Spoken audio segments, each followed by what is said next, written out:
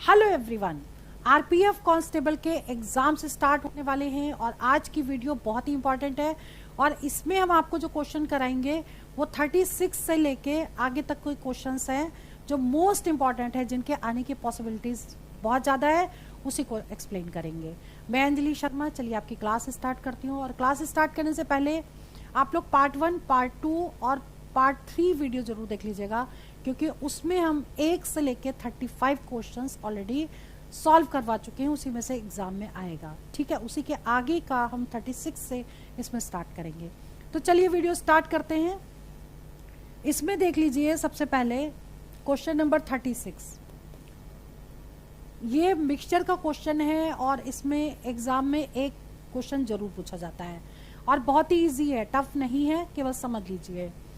In what ratio must grocer mix two varieties of rice costing rupees 128 and 143 per kg respectively, worth rupees 137.75 per kg? दो तरह की चीजों को मिला दिया गया आपस में, ठीक है। तो पहले तरह की चीज और दूसरे तरह की चीज पर केजी में, और मिक्स करने के बाद पर केजी में कॉस्ट दी होगी, और नहीं तो हम इसको कन्वर्ट करेंगे। इसमें गिवन है, ठीक है। तो फर्स्ट काइंड और सेकंड काइंड कर दिया। पहले काइंड का जो राइस है उसकी कॉस्टिंग है 128 रुपीज पर केजी और दूसरी कितनी है 143 रुपीज पर केजी। दोनों को मिला दिया गया तो कॉस्ट हो गई 137.75 पर केजी, यानी कि इसको कहते हैं मीन प्राइस। दोनों को मिलाने के बाद इसकी जो कॉस्टिंग है वो ये हो गई। अब ये पूछा गया है कि इसको किस रेशियो में मिलाया जाए, ठीक है। तो रेशियो निकालने के लिए आपको क्या करना है, इसमें से इसको माइनस कर देंगे, यानी 143.00 में से 137.75 को माइनस करेंगे, ठीक। अब इसको माइनस करेंगे तो ये आ गया 5, ये आ गया 2 और ये आ जाएगा 7, 8, 9, 10, 11, 12, ठीक है। 5 आ गया, 7 और 5 12, ठीक है। अब आगे कुछ बचेगा नहीं कैरी इसमें से। अब इसमें कैसे करेंगे, इसमें से इसको माइनस करेंगे। 137.75 में से 128 को माइनस कर देंगे, कितना आ जाएगा, देखिए माइनस कर रहे हैं। ये आ गया 5, ये आ गया 7, ये आ गया 9 और ये आ गया। अब ये रेशियोज हैं, इसको सिंपल डिवाइड कर देंगे तो आंसर आ जाएगा। देखिए रेशियोज आ जाएंगे 5.25 अपॉन 9.75। अब देखिए डेसिमल के बाद 2 डिजिट ऊपर भी और नीचे भी है तो कैंसिल हो जाएगा, डेसिमल हट जाएगा। 5 से कट कर दीजिए, 5 एकम 5, 5 25, 5 एकम 5, 4 9, 5 9 45, 46 47, 5 2 5 25, ये आ गया। फिर से 5 से कटेगा, 5 दूनी 10, 5 एकम 5, 5 3 15 और 5 9 45, ठीक है। 3 से कट गया, 3 एकम 3, 3 3 9, 3 7 21, 7 और 13 का रेशियो आ गया, मतलब बी ऑप्शन करेक्ट है। क्लियर। नाउ नेक्स्ट क्वेश्चन यानी कि 37 देख लीजिए। 2 persons take step of 77 centimetre and 88 centimetre respectively. इससे पहले देखिए एचसीएफ और एलसीएम का क्वेश्चन कई बार डायरेक्ट पूछ लेते हैं और कई बार वर्ड के फॉर्म में आता है। तो इस तरह वर्ड प्रॉब्लम के फॉर्म वाले जितने भी क्वेश्चंस हैं वो मैंने एचसीएफ एलसीएम का वीडियो अपलोड कर लिया, उसको जरूर देख लीजिएगा, ठीक है। और इन शॉर्ट कहें तो आरपीएफ कांस्टेबल के प्लेलिस्ट देख लीजिए, और इससे ज्यादा कुछ करने की जरूरत नहीं है, ठीक है। देखिए यहाँ पर 2 पर्सन के स्टेप्स दिए हुए हैं। If they start steps then what is the minimum distance in centimetre they should cover so that both of them can cover the distance in complete step, ठीक है। तो ऐसे केस में आपको क्या निकालना है, एलसीएम निकालना पड़ेगा। तो 77 और 88 का एलसीएम, ये दोनों नंबर करते हैं 11 से, 11 7 11 8, ठीक है। अब ये नंबर किसी और से कटते नहीं तो तीनों को मल्टीप्लाई कर दीजिए, एलसीएम आ जाएगा। तो क्या होगा 11 गुणे 7 8 56 इंटू करिए 11 6 66 और 55 ऐड कर दीजिए, 6 5 11, 6 से 16, मीन्स सी ऑप्शन करेक्ट हो गया। Clear. Now question number 38।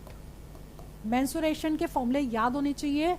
Mensuration के 2 से 3 क्वेश्चन एग्जाम में जरूर पूछे जाएंगे, वो वाला वीडियो भी अपलोड कर दिया, उसको देख लीजिएगा। देखिए the surface area of A sphere is 616 centimetre square, find diameter. Diameter क्या होता है?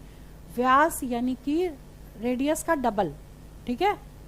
तो आपको क्या दिया है? एक स्फीयर दिया है, इसका सरफेस एरिया दे रखा है 616 सेंटीमीटर स्क्वायर, इसकी रेडियस को r मान लिया, तो आपको निकालना है क्या? d is equal to 2r, यानी डायमीटर निकालना है, ठीक।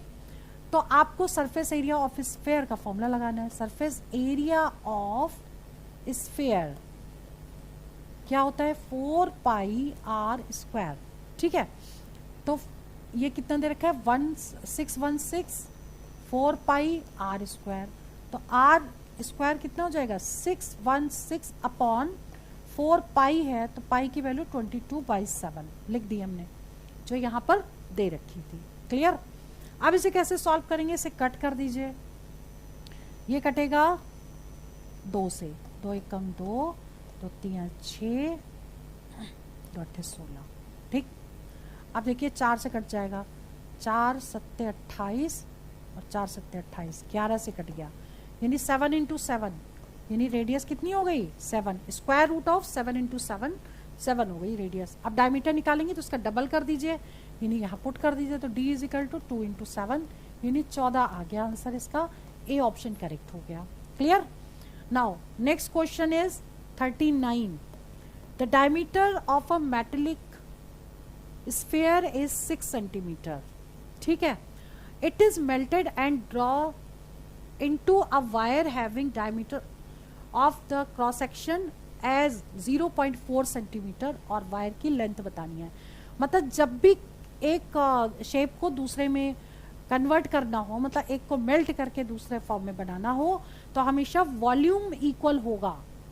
जिसको मेल्ट करें उसका वॉल्यूम और जिसमें कन्वर्ट करें उसका वॉल्यूम आपस में इक्वल होगा, ठीक है। तो यहाँ पर क्या दे रखा है ये समझिए, एक स्फीयर है, ठीक, और इस स्फीयर का डायमीटर दे रखा है, यानी कि ये d दे रखा है, कितना? 6 सेंटीमीटर। तो इसका रेडियस कितना हो जाएगा? 6/2, यानी कि 3 सेंटीमीटर की रेडियस हो गई, ठीक है।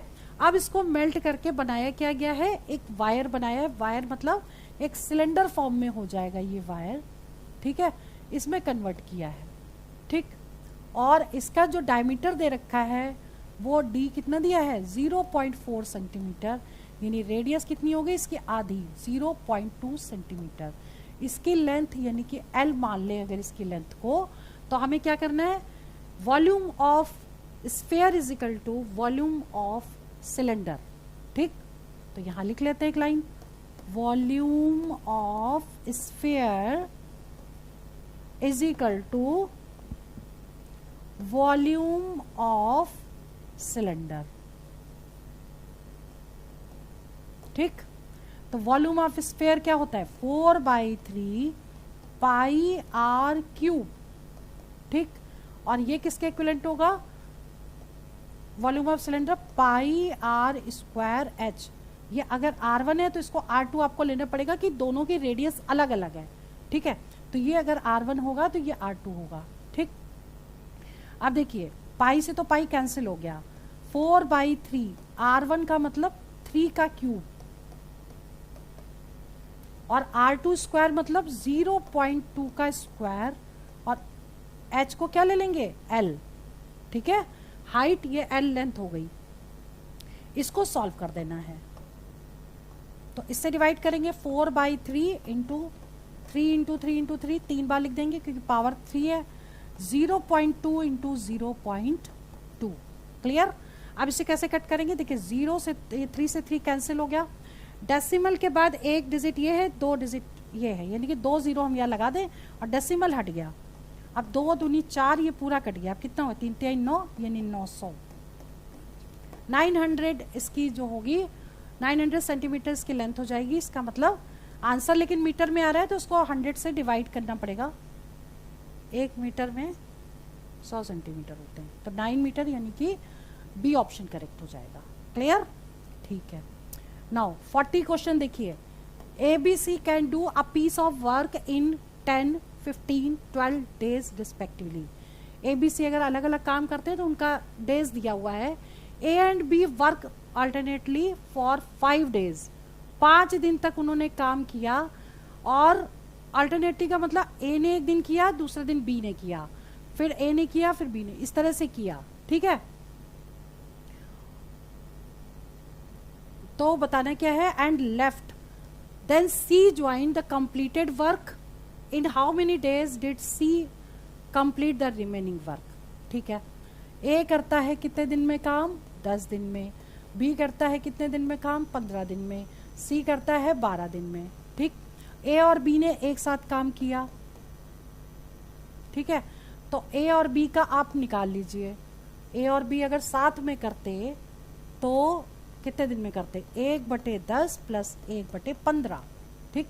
एलसीएम ले लीजिए, कितना आ जाएगा, 10 × 15, 30 ले लें एलसीएम, चलो ठीक है, 10 × 30, 15 दूनी 30, 5/30 यानी कि 5 छक्का 30, 1/6 पार्ट कर लिया एक दिन में, ठीक है। अब निकाल लीजिए लेफ्ट पार्ट कितना बचा है, लेफ्ट पार्ट हो गया 1 - 1/6। अब एक चीज और देखनी है इसमें, इन दोनों ने काम कितना किया है, 5 दिन, 5 दिन तक काम किया, उसके बाद छोड़ दिया है। तो 5 दिन का काम देख लीजिए, 5 डेज वर्क, तो 5/6 पार्ट हो चुका है, बचा है कितना, लेफ्ट पार्ट कितना बच गया, 1 - 5/6 यानी कि 1/6 पार्ट बच गया, जो करना है सी को, ठीक। तो 1/12 पार्ट करता है सी एक दिन में, तो 1/6 पार्ट कितने दिन में करेगा, तो 1/1/12 इंटू 1/6 यानी 12/6, 2 दिन, 2 डेज का मतलब डी ऑप्शन करेक्ट हो गया, ठीक है। तो आज की इस वीडियो में हमने टोटल मिला के 40 क्वेश्चन तक कर लिए, मतलब जो बचे हुए क्वेश्चन थे उससे, उसके बाद हमने इसको एक्सप्लेन किया, यानी टोटल अगर वीडियोस आप कर लेंगे तो टोटल 40 क्वेश्चन, ये वो क्वेश्चन है जिनके पूछे जाने की पॉसिबिलिटीज बहुत ज़्यादा है। तो इसको आप रिवीजन और प्रैक्टिस करिए, और भी जो वीडियोस हैं उसको हम बहुत जल्दी अपलोड करेंगे, इंपॉर्टेंट क्वेश्चंस उसमें वही होंगे जो एग्जाम में आएंगे। चलिए वीडियो में यहीं ओवर करती हूँ। All the best for exam 5 selection. जय हिंद, जय भारत।